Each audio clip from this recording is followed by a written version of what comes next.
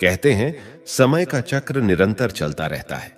इसी चलते इस चक्र को काल चक्र कहते हैं। सरल शब्दों में कहें तो काल का अर्थ होता है निरंतर चलने वाला समय का चक्र।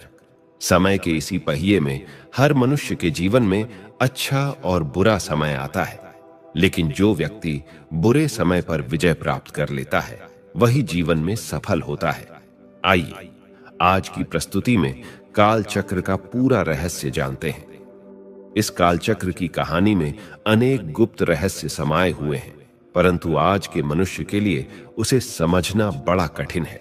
इसलिए मनुष्य कई बार वर्तमान के कई दृश्यों को देखकर उलझन में पड़ जाता है और बहुत दुखी होकर सोचता है कि मेरे साथ ही ऐसा क्यों होता है।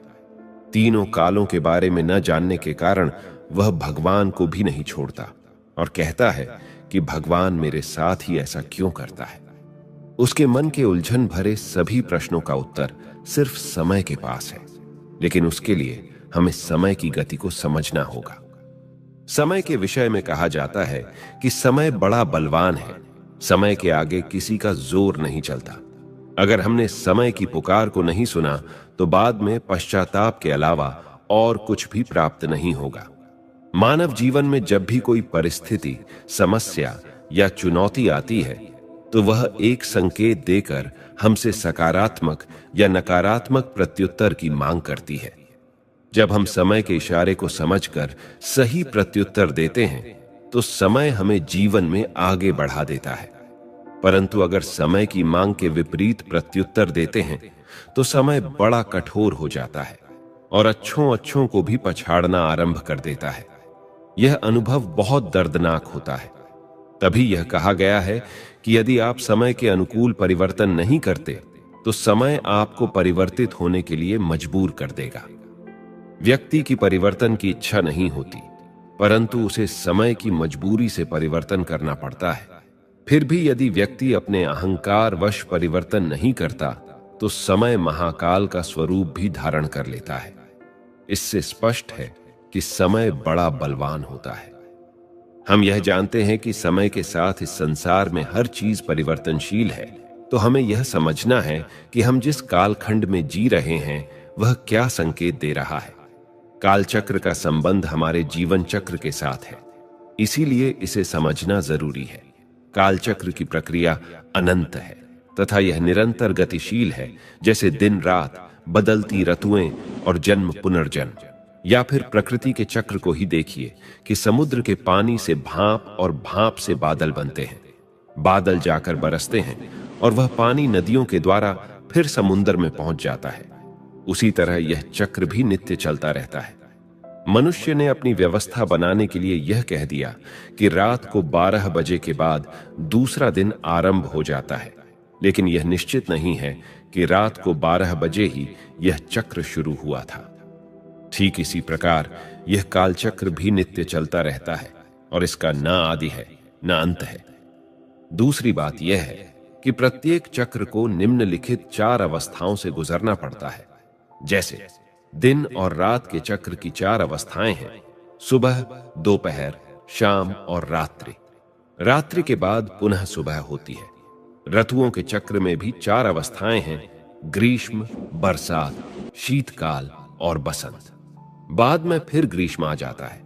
उसी तरह मानव जीवन चक्र में भी 4 अवस्थाएं होती हैं: बाल्यकाल, युवावस्था, प्रौढ़ावस्था और वृद्धावस्था।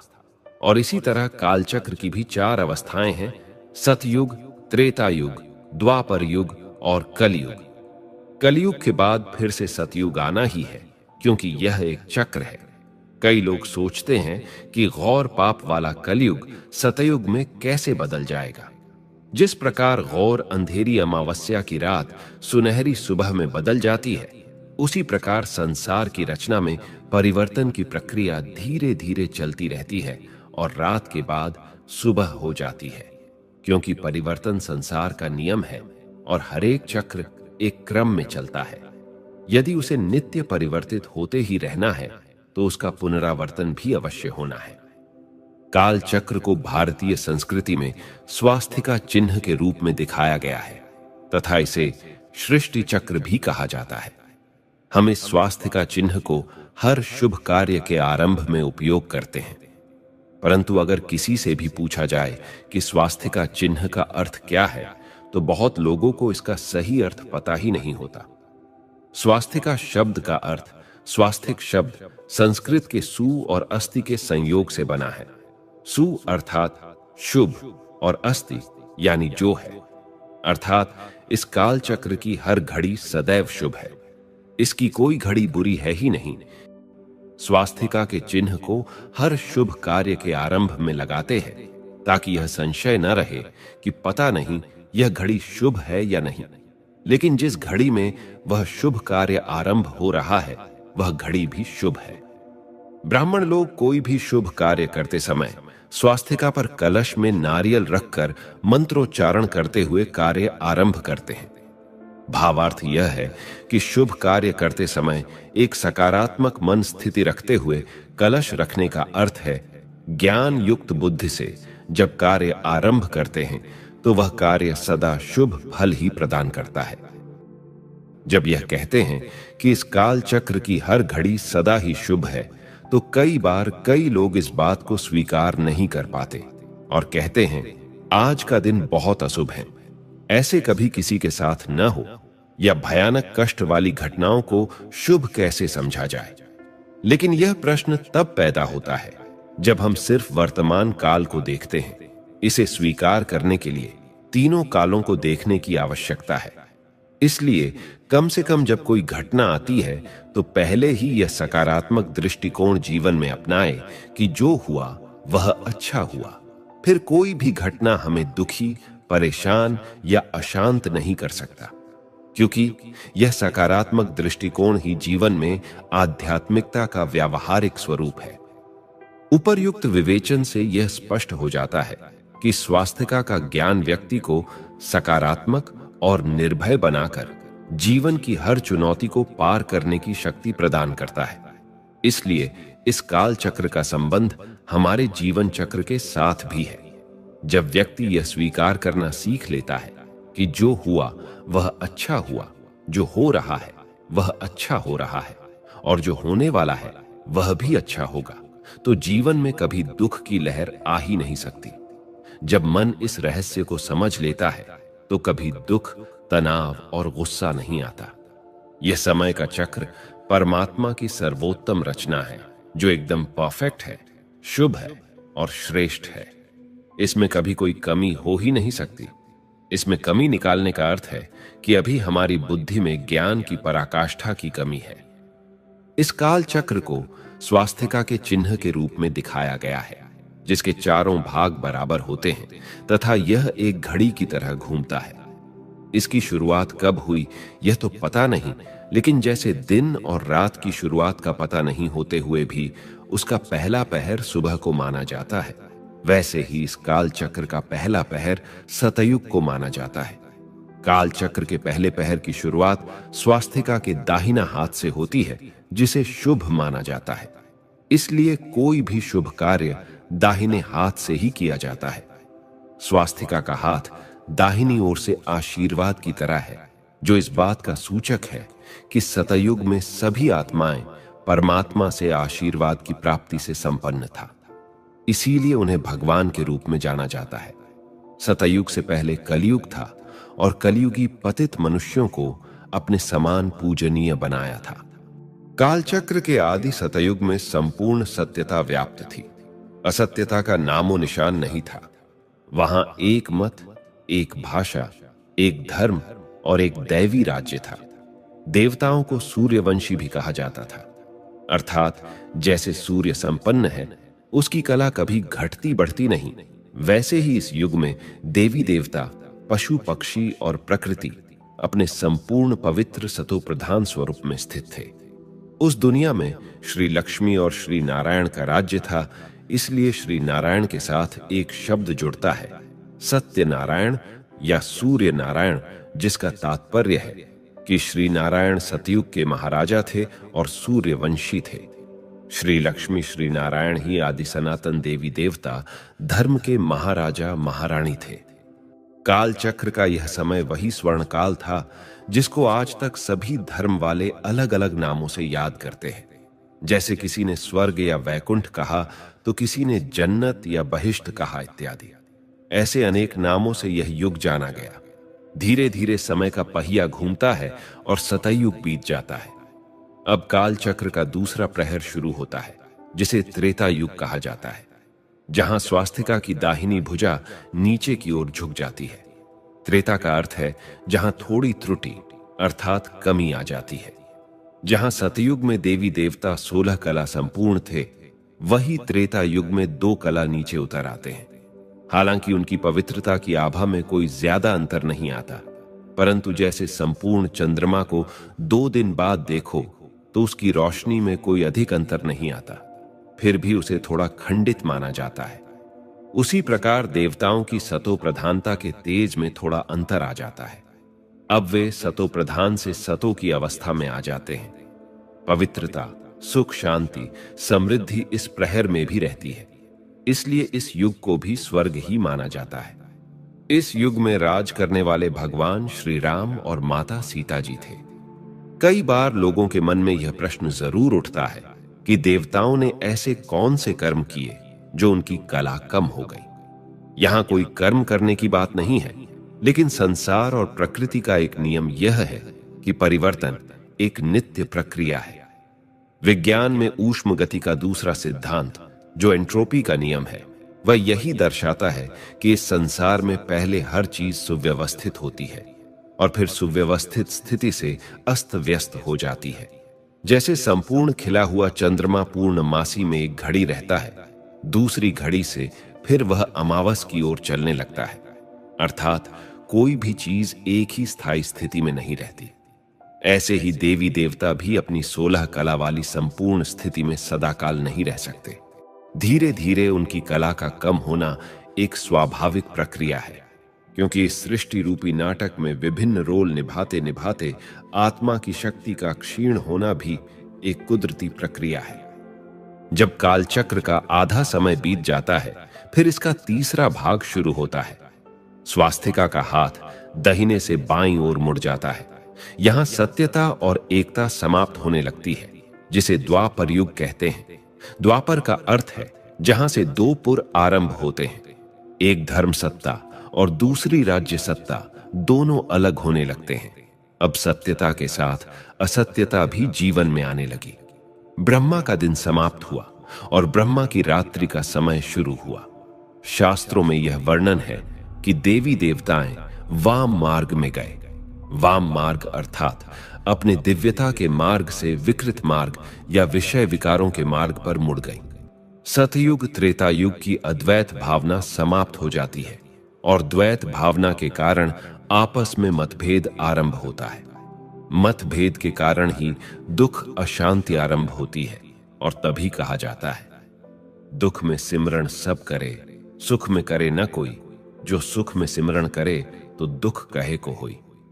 भावार्थ यह है कि दुनिया में दुख इसलिए आया क्योंकि सुख अर्थात सतयुग त्रेता युग के समय में किसी ने परमात्मा को याद ही नहीं किया। अगर सुख के समय में यानी सतयुग और त्रेता युग में परमात्मा को याद करते तो इस संसार में दुख आते ही क्यों। इसीलिए जब दुख में परमात्मा को याद करना आरंभ करते हैं, तब परमात्मा का वास्तविक परिचय किसी को होता ही नहीं। निराकार परमात्मा की स्मृति होने के कारण परमात्मा शिव की लिंग रूप में पूजा आरंभ होती है।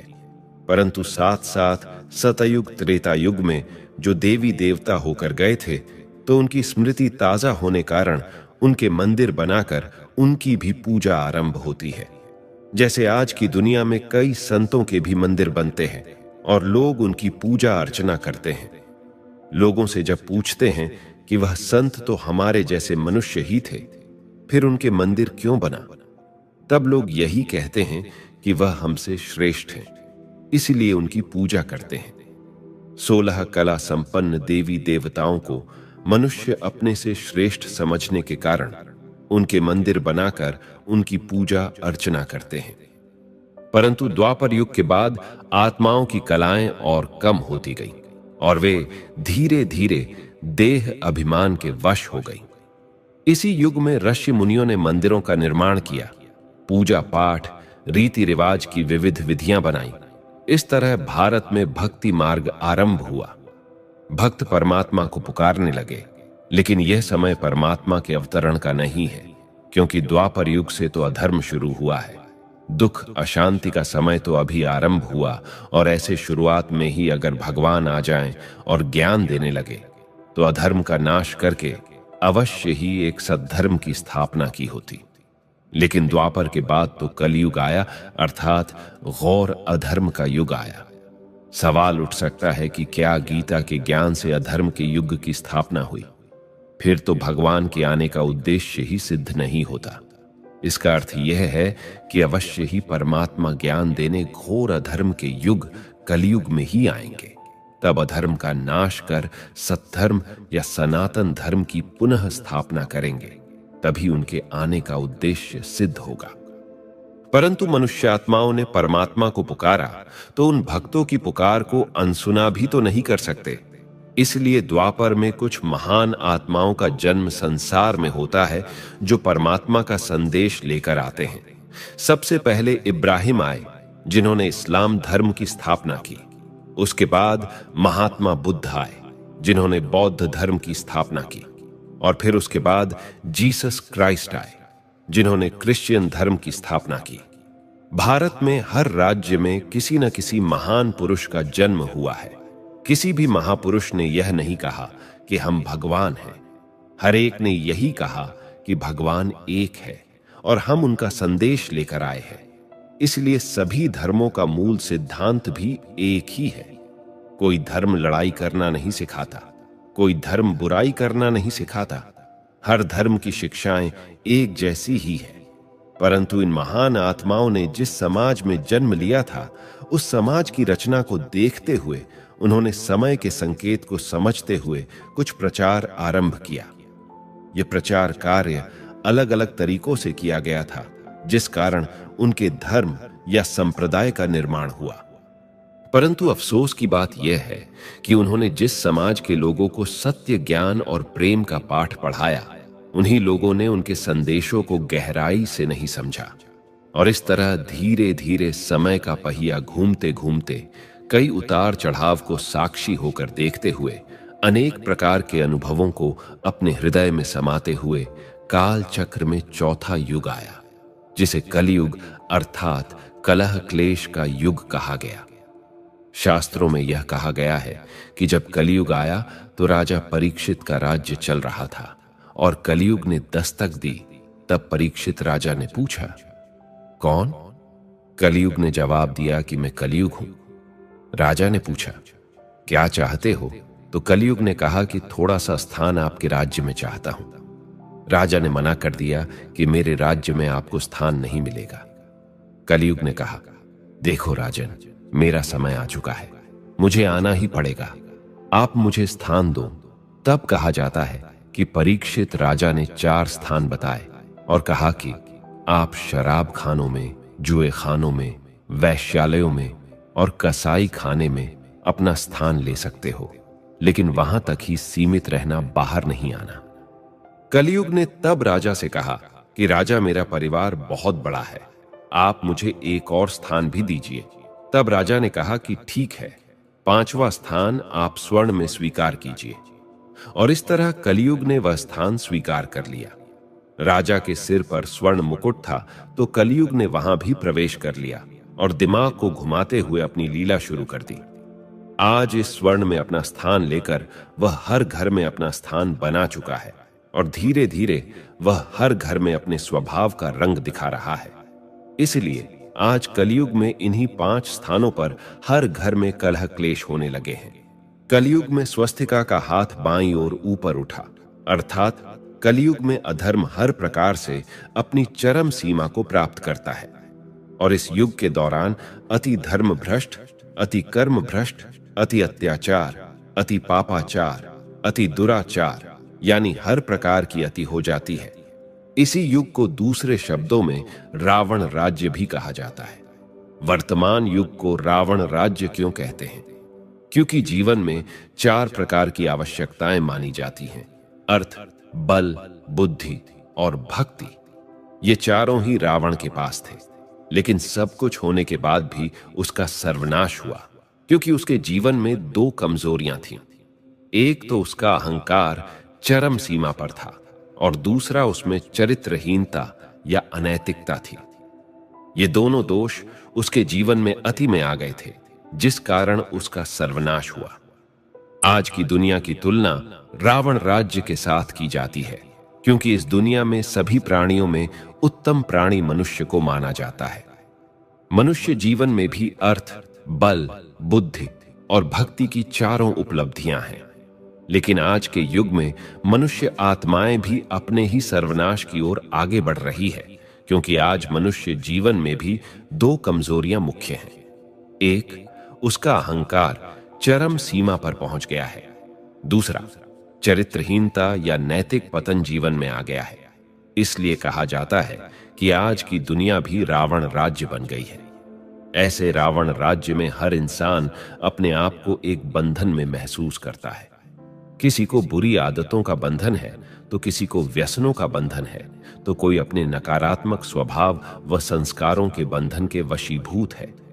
कलयुग में मनुष्यात्मा अपनी ही कर्मेंद्रियों का और विकारों का गुलाम बन चुका है, जिनके वश होकर मनुष्य की शक्ल सूरत कितनी विकृत होती जा रही है और वशीभूत व्यक्ति कितना नकारात्मक और हिंसक बनता जा रहा है। आज के समय में मनुष्य अपनी वास्तविकता को और परमपिता परमात्मा की वास्तविकता को ही भूल चुका है। परमात्मा ये सब जानते हैं कि आज मनुष्य कितना अति धर्म भ्रष्ट हो गया है, इसलिए समय समय पर मनुष्य को ज्ञान देते रहते हैं। जैसे श्रीमद् भगवद गीता में भगवान ने अर्जुन को भी योगी बनने की प्रेरणा दी थी, साथ ही काम को महाशत्रु कहकर उसे जीतने की प्रेरणा दी थी। आज दुनिया में सबसे भयानक बीमारी चल रही है, वह एड्स है, जिसका कोई इलाज नहीं है। तो यह समय हमें यह संकेत दे रहा है कि अगर आत्म संयम नहीं रखेंगे तो समय के शिकार बन जाएंगे। समय व्यक्ति के अस्तित्व को नष्ट कर देगा। इसलिए इस संसार के परिवर्तन की प्रक्रिया को समझते हुए अब से आत्म संयम को जीवन में अपनाना है।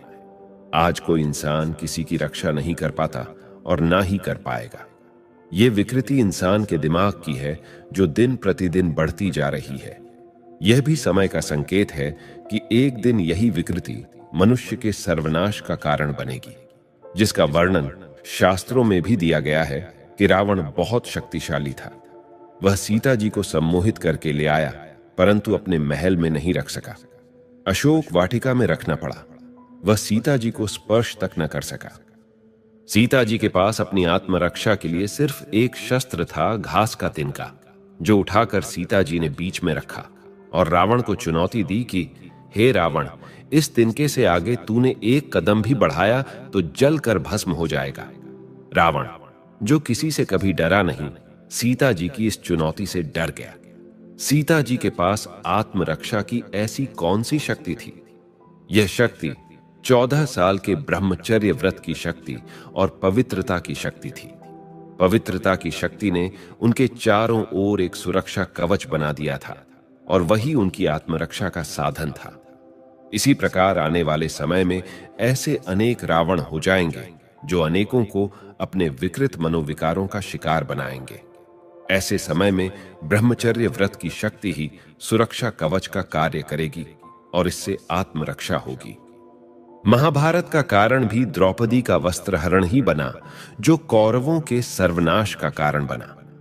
आज की दुनिया में भी इसी वस्त्रहरण के कारण ही दुनिया का बेड़ा गर्क होता जा रहा है और यही संसार के सर्वनाश का कारण बनेगा। परमात्मा सर्वज्ञ होने के कारण जानते हैं कि आने वाले समय में नकारात्मक मनोवृत्ति एवं विकृत मनोदशा वाले अनेक हैवान चारों ओर मंडराएंगे और अनेक आत्माओं को अपनी हवस का शिकार बनाएंगे और कोई किसी की रक्षा नहीं कर पाएगा।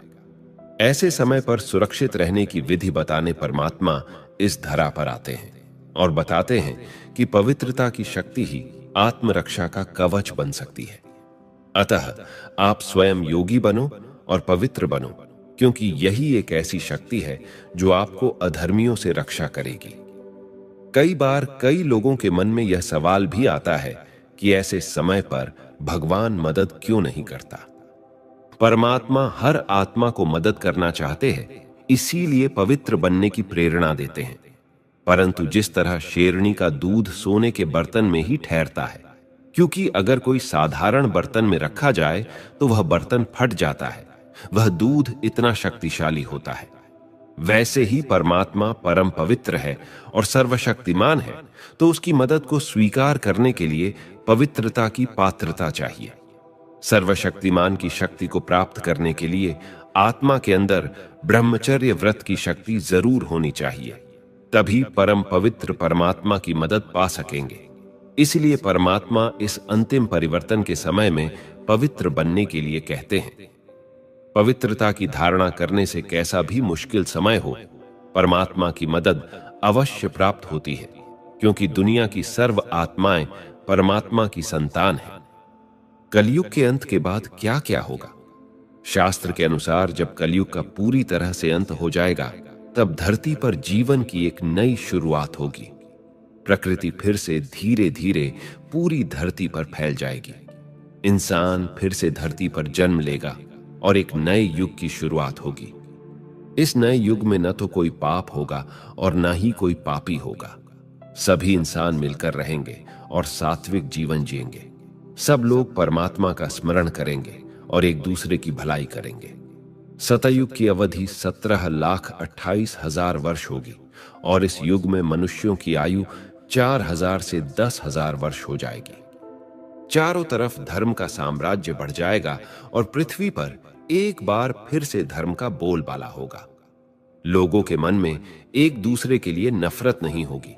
हर तरफ लोगों के मन में एक दूसरे के प्रति प्रेम और सद्भावना होगी।